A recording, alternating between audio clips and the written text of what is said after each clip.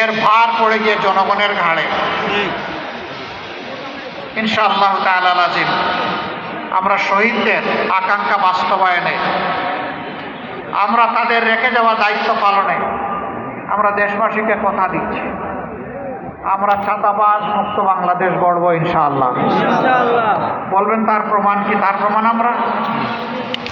আমরা এত মজলুম একটা দল, আর্থিকভাবে ক্ষতিগ্রস্ত একটা দল, আপনারা বলুন জামাতে ইসলামের কেউ গিয়ে এই মুদির দোকানের কাছে, রাস্তার পাশে হকারের কাছে, কোনো কোনো জায়গায় ফকিরের কাছে কোনো চাঁদা চেয়েছে?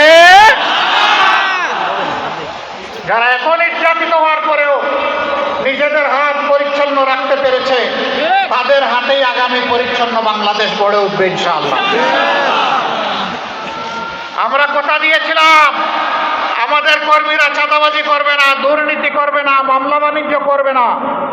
জনগণ সাক্ষী, আমরা আমাদের কথা রেখেছি। এখন যে কথাগুলো দিচ্ছি সেইগুলো আল্লাহর উপর ভরসা করে বিইজনিল্লাহ, আল্লাহ তাআলার সাহায্য নিয়ে সেইগুলো আমরা বাস্তবায়ন করব ইনশাআল্লাহ। এই ধরেন একটা কথা, একদল তারা সরকারে আসার আগে 10 টাকা দরে চালের কথা বলেছিলেন। আপনারা 10 টাকা দামে কে কে এখন চাল কিনেন? একটু হাত তুলেন। আচ্ছা, এখন কিনলেন না। 9 সাল থেকে শুরু করে 24 সালের 4 আগস্ট পর্যন্ত 10 টাকা কেজি দরে চাল যারা কিনেছেন তারা হাত তুলেন। তাও কোনো হাত নাই। তার মানে কি? এই সমস্ত নগদ যে সমস্ত ধোঁকা দেওয়া হয়েছে অতীতে, ওরকম ধোঁকা আর বাংলাদেশের জনগণ দেখতে চায় না।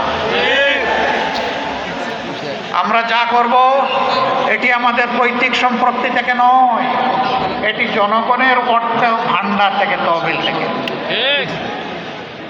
ইনশাআল্লাহ সততা যেখানে থাকবে আল্লাহর রহমত সেখানে নেমে আসবে।